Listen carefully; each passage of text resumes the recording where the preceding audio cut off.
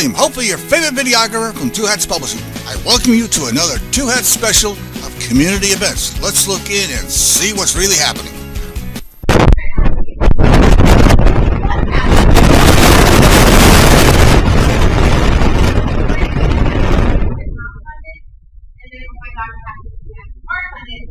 You're probably not going to have to have it, but maybe in there for a reference.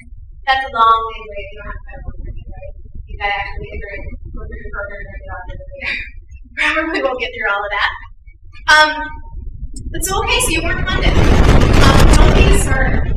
That's the biggest thing I can tell you. You guys are familiar with grants. You know that only about 25, maybe 1 in 4, 1 in 3, you're doing really good with the grant program. Federal grants are no good. So you know,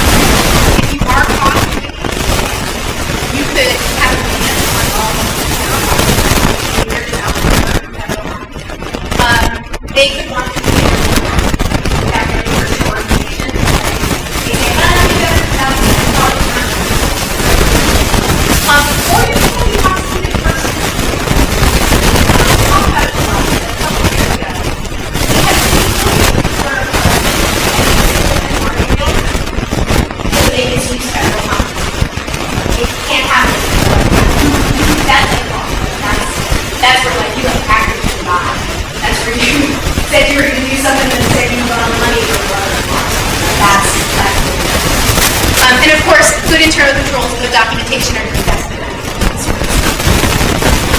Some of the red flags, I just have these up there because I think they're really interesting. Always leave early or late.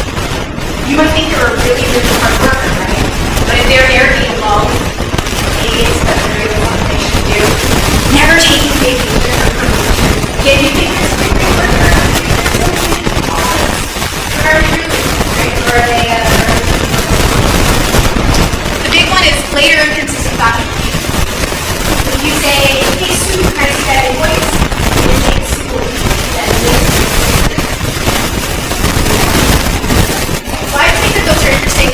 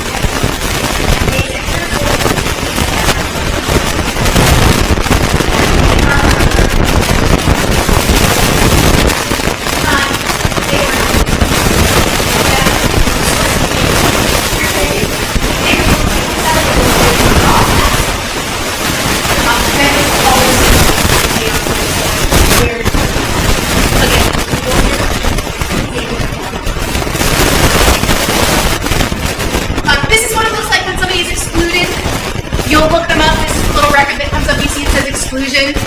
You also see termination date. That means this person was suspended. So after October 24th, 2019, I don't have one where it looks like when they're not. If you've got on-contract,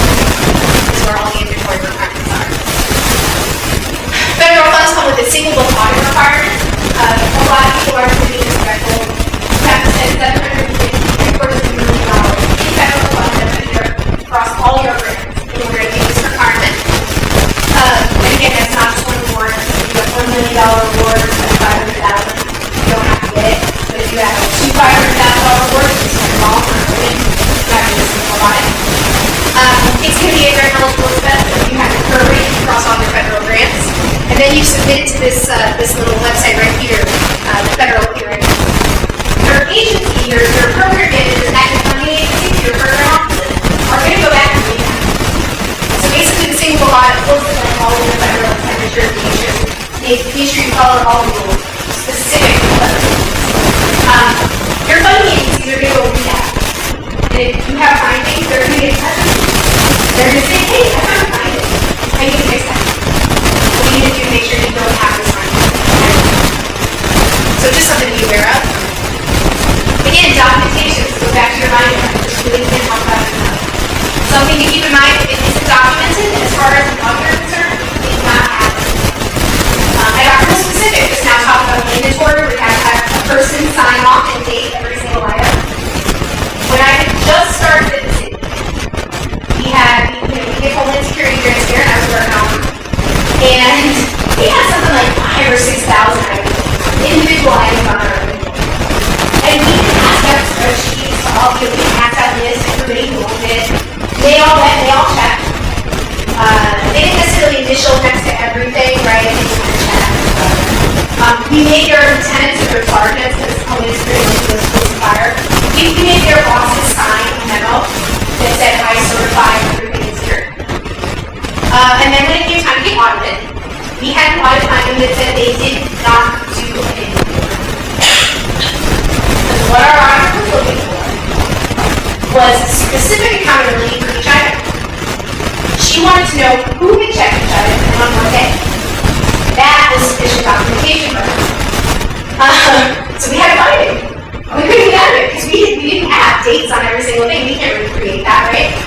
when, was it the 12th or 13th? I don't know. Was it Joe or Bob? I don't know. Might be Gary Prius, something like that, over 6,000. So we had to find it, we had to answer it. And, our answer went something like, we sure did do it individually, but we understand that our documentation is not up to standard. And here's how we do it. Okay? So just, like I said, if it isn't documented, as far as the monitor is concerned, if you don't have a paper trail, it didn't happen. We spent months with her.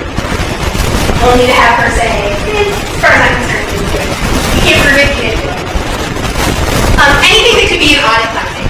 Something like a late report, right? You submit a report, especially if it's not your fault. Again, here at the library, we had an agreement where we had to submit our reports through a specific website. But we couldn't set up our account on that website. Granted, they just didn't do it. They never set up our account. We had no way of reporting.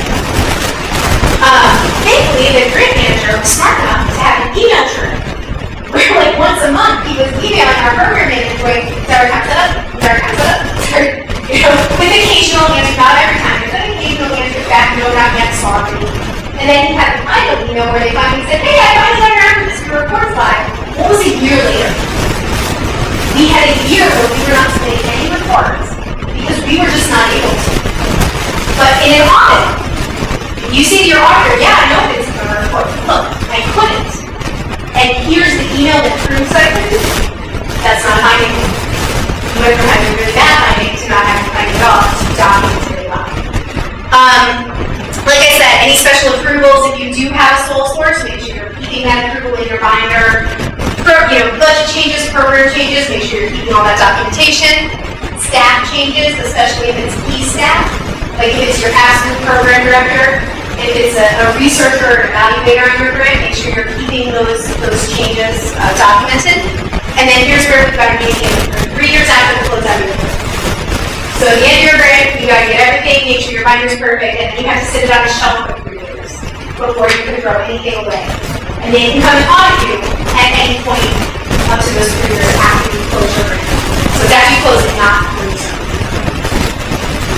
Other common requirements, you've got some recipient monitoring requirements. If you're giving money out to other people to do your program for you, dates vacant, you're doing construction, there's civil rights compliances, there's Free Workplace Act requirements. A lot of those only apply to agencies that have 50 employees or more, so they may not apply to a lot of your organizations, but do make sure that you're getting your attorney to look these things over and making sure that you're complying if you need to.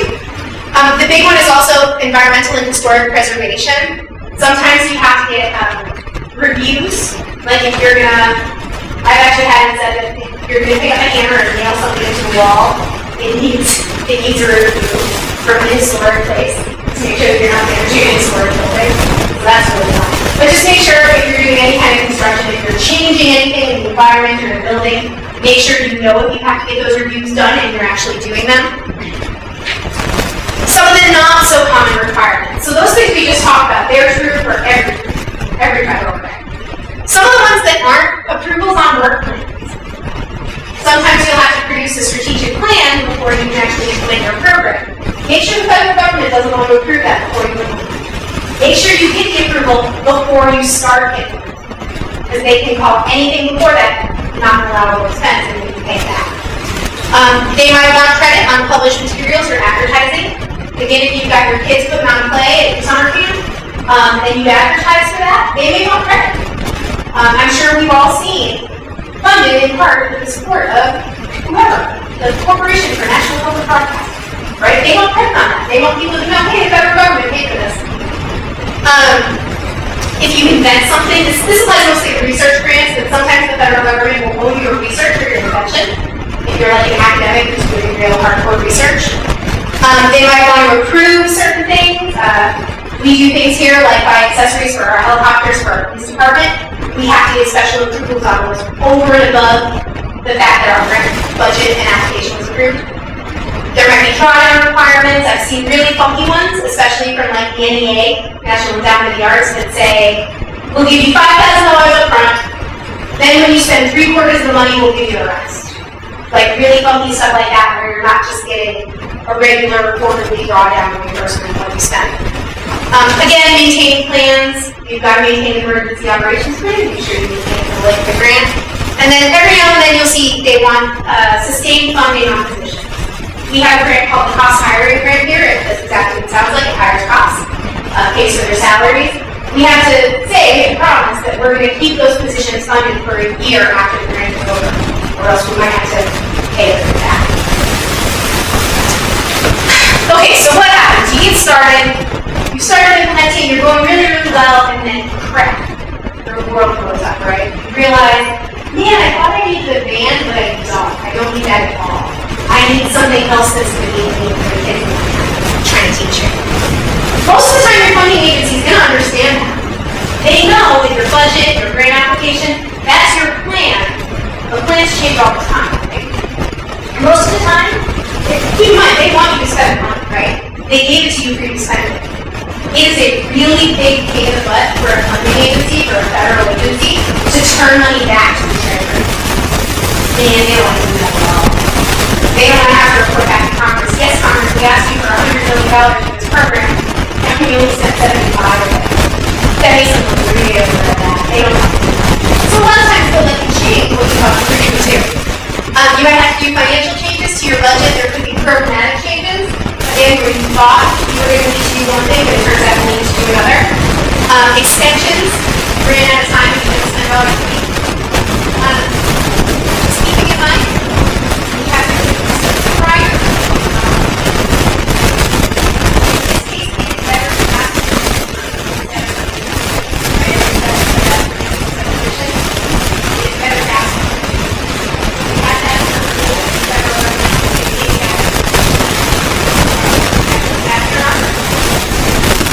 of course, changes to that. If something was unallowable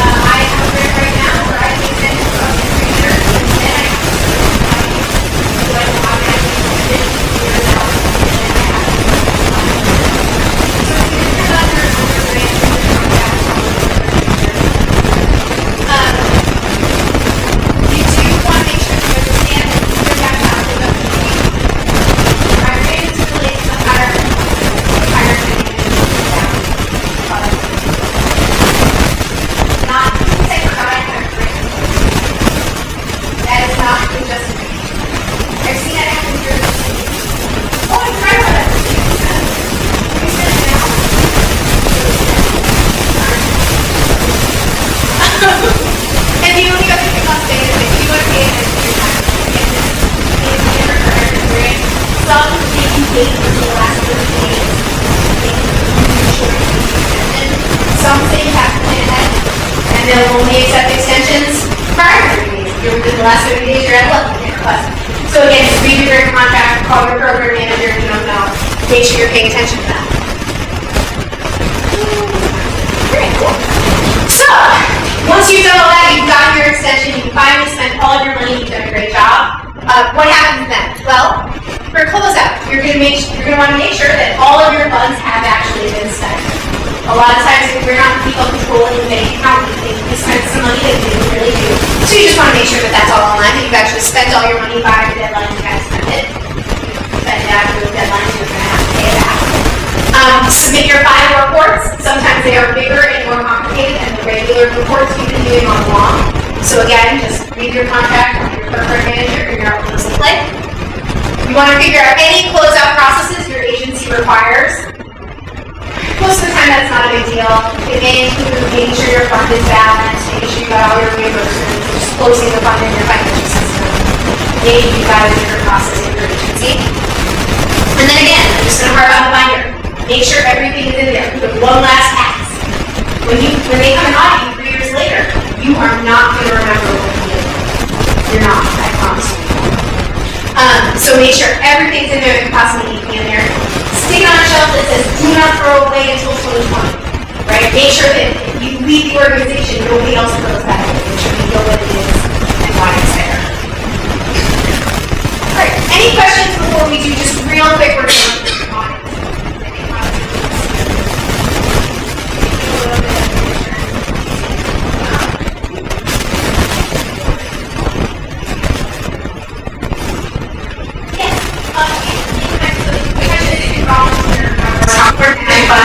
When we were talking about budget before the break.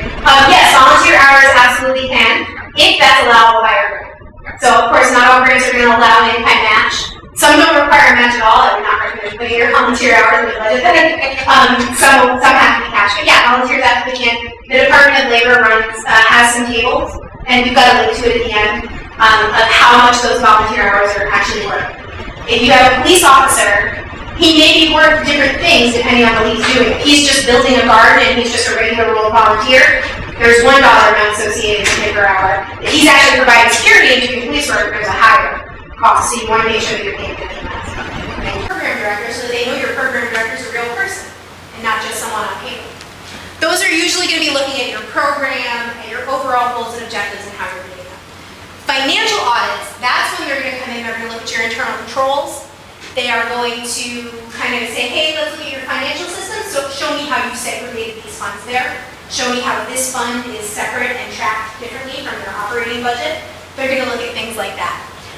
They will probably also test your internal controls, right?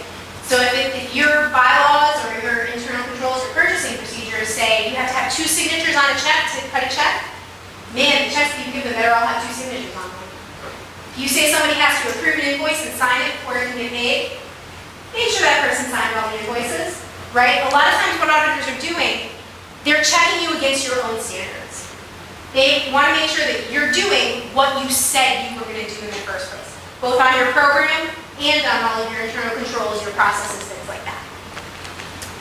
So what happens? Like I said, they're going to come in, they're going to want to see tons of documentation. You're going to hand them your binder, and they're going to go, wow, you're awesome. And they're going to like you so much better right up front.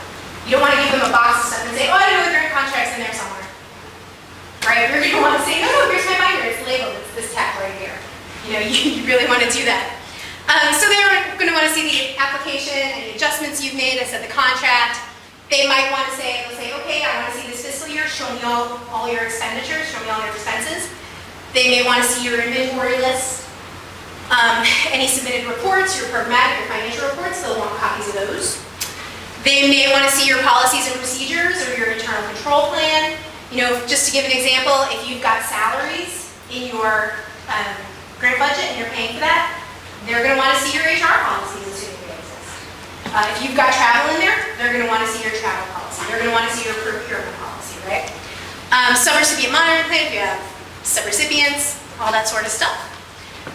Once they get all that, are going to take samples, and then they're going to want to see more detail. So you're going to give them that list of expenses, and they're going to say, show me these 5 invoices. And you're going to go up and you're going to say, here's the invoice, here's the PO, here's the packing slip, here's the check. There it is. That's that bag of documentation sheet you guys all have. That's what we keep here. That's what gets us through audits really well. So that's the kind of information you want to keep. They might want to say, okay, you submitted this financial report, show me how you got to that number. You reported $10,000 of expenses, show me the invoices that got you to $10,000. Where did you get that number from? Making sure that you're actually reporting real things, not just an estimate. They're going to want to go see your inventory. You'll hand them your big list of 20 items. They're going to say, let's go see these 5. Again, they want to make sure not just that those things exist, that you actually bought the van you said you were going to buy, but that it's tagged, that there's a mileage report inside of it. All of those things that are the requirements on an inventory. And then, like I said, any special requirements. Hey, this cost $150,000. It was a sole source. Where's your approval for that? They're going to want to see that. Findings can be in 2 categories. Significant deficiencies, not that great. Material weakness is really, really bad. Okay, material weakness means that there's a fundamental flaw in how you do business. They'll give you a copy of the finding, and then, like I said, you're going to have to prepare a response that you give back to them that says how you're going to fix it. And like the example I gave before, you may not actually agree with their findings. You may say, no, I did that inventory. My police chief's going to be really bad when he sees this and it said we did do, because he spent a lot of time getting people to do this. You know, you may not always agree, but like I said, if it's a finding, you always want to make sure that you're going to say how you're going to make it better in the future. And then, like I said, your agency's going to call you and say, hey, you said you were going to implement a new inventory system. Did you do that then? They're going to check up on you too. So like I said, the best thing that you can do is do what you said you were going to do. You said you were going to hire a program director, hire a program director. If you said you were going to provide kids with after-school snacks, provide them with after-school snacks. Do what you said you were going to do. That's what the auditors are looking for. Be organized. Have everything ready for review. I told you that example of that real small little audit that we had earlier this year that lasted half a day instead of 2 days. Homeland Security, Office of the Inspector General came down, and they were looking at a lot more. They were looking at 3 grant years that covered about $30 million of purchases. It was a lot.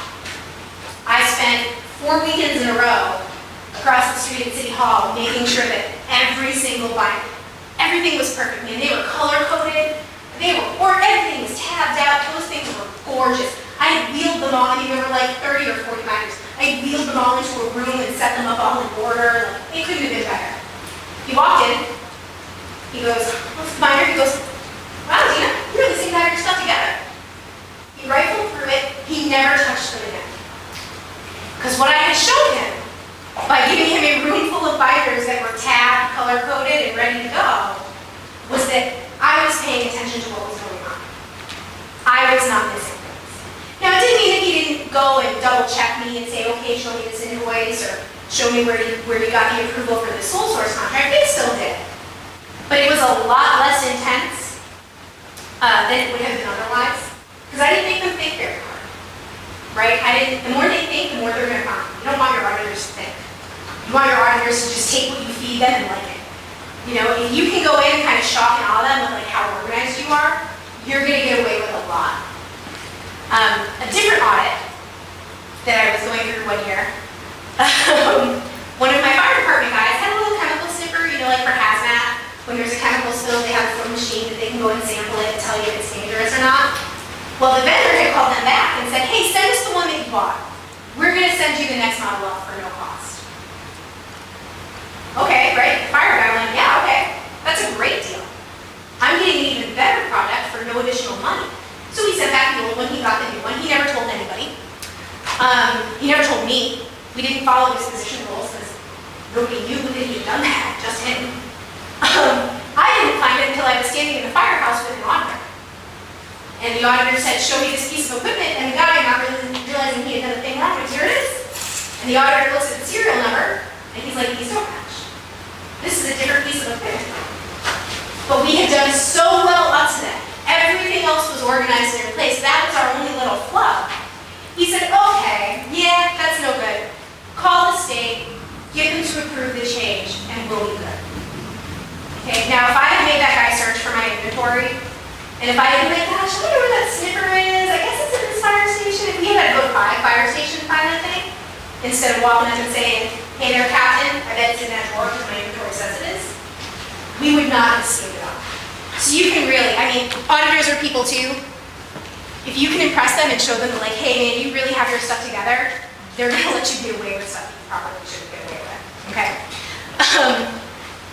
Like I said, don't be afraid of your auditor, they're humans too. They are not necessarily the expert on your program. Sometimes they're just accountants. A lot of them are just hired on as like extra help. So we literally walked into an audit one day. It was a city audit. And the auditor asked me something really insane.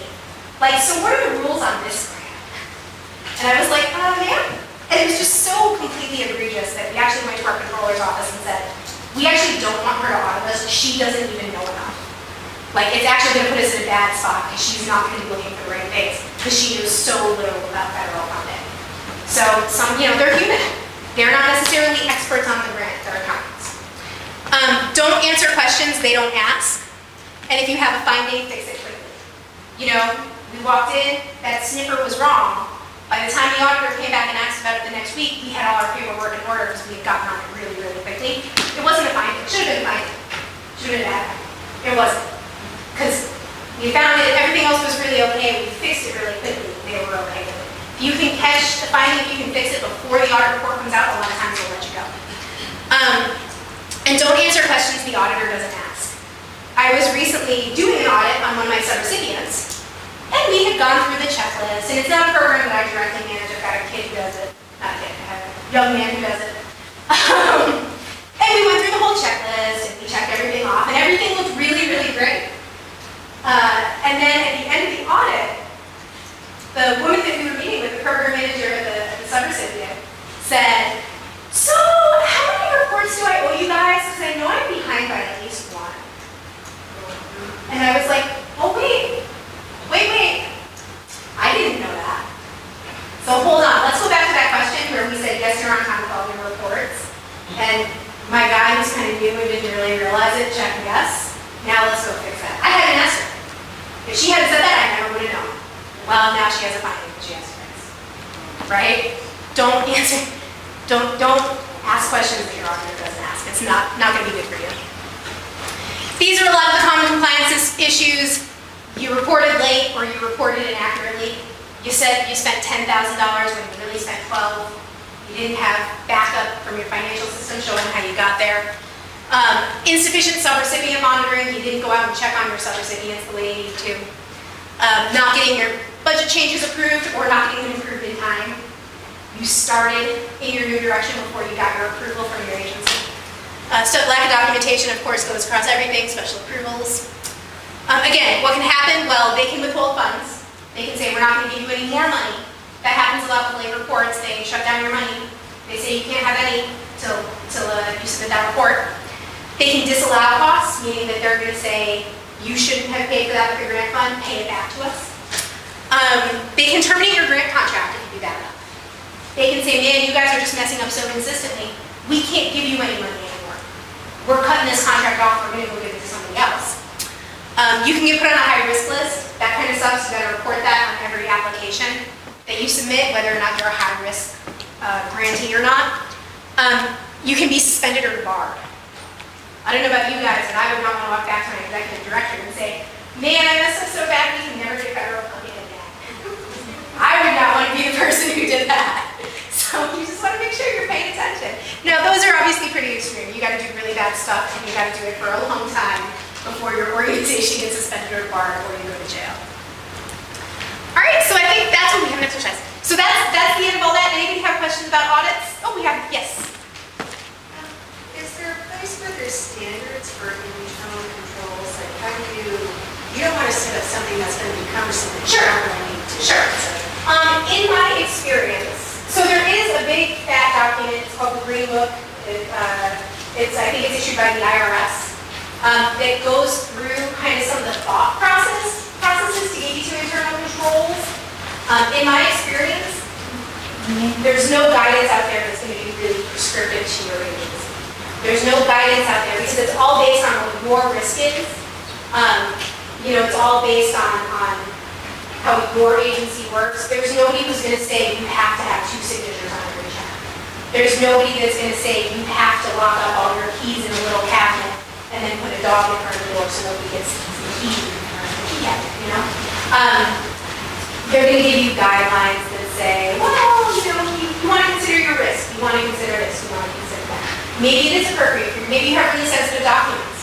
Maybe you're doing something in the realm of medical, maybe you are running a rehab program, maybe you have sensitive information because you're dealing with minors. You might want to keep that in a locked filing cabinet. That's kind of sensitive information. But you're not going to find anywhere that says, if you're dealing with minors, lock up your files. It's all kind of on your notes. So it's a little bit tough. The easiest thing to do is like reach out to similar organizations and honestly see what they do. Especially if they've been through an audit or they've come up with I wish I could give you a better answer.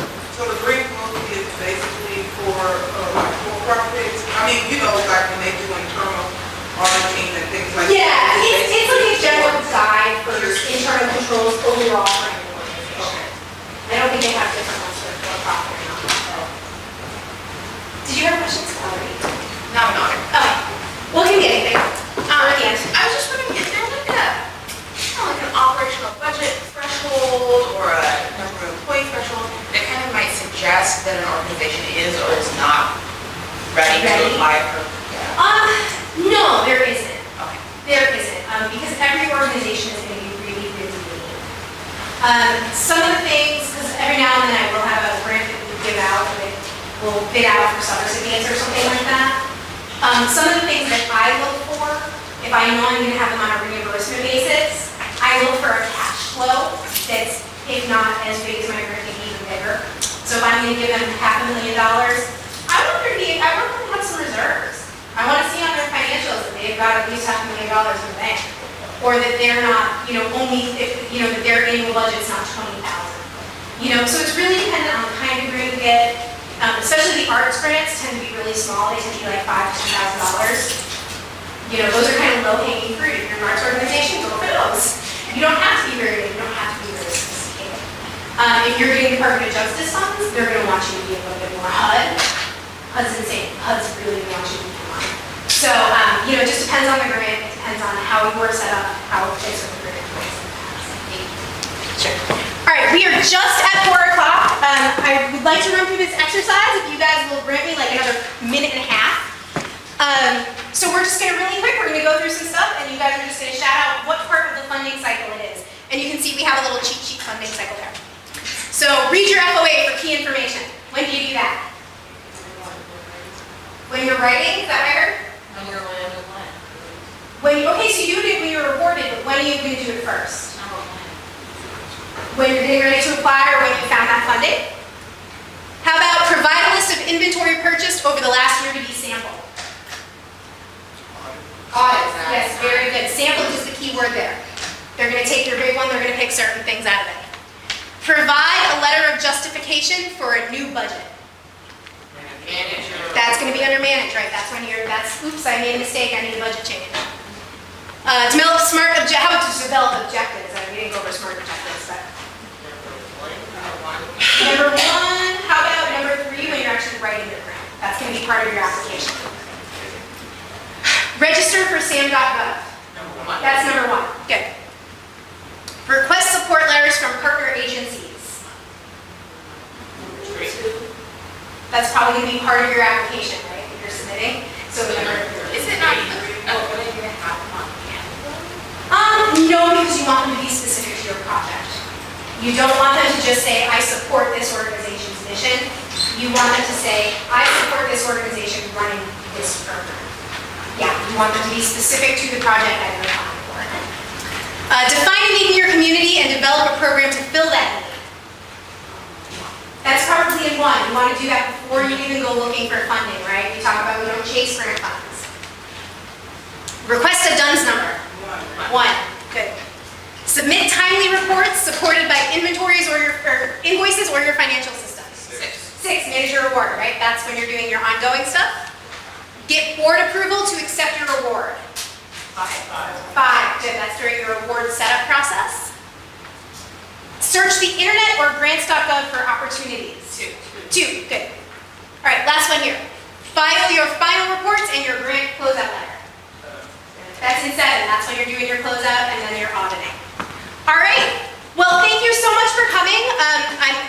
first time I've ever done this on time, so I'm actually really proud of myself. As you can see in the package that you have, there's some links that are really helpful while you're doing it. You've got grants.gov, you've got all of your EIN duns, everything you're going to need. And we'll send out another version. I know not everybody got the packets beforehand, so we'll send those out again so that everybody can see them. And if there's no other questions, like I said, thank you, Jess. Oh, we have one question. Concerning, I've already got my DUNS number, I'm working on my SAM, and that's just a little tedious for me. So if I have any questions and stuff like that, do you have a link? Yes, they do, especially that Sam actually. If you go to the website, there should be like a customer support link, it'll give you a link. Sam's is really good, because I just had talked to them yesterday, so they're really good. It can be a little tedious, it's a little bit annoying. All right. What's that? Yeah. Yeah, I mean, hey, this is stuff that I do all the time. Yeah, no, we call our program managers all the time, we bounce stuff off code, we call for technical support, we don't know everything either, so. Thank you so much. And thank you for dealing with our technical difficulties. Entirely of my own making. Yes, Sam. This is William, hopefully your favorite videographer from Two Hats Publishing. I hope you enjoyed this video. If you like it, please leave comments below, or like, follow, or subscribe to us and get notices of all our videos. We love it, even when you call.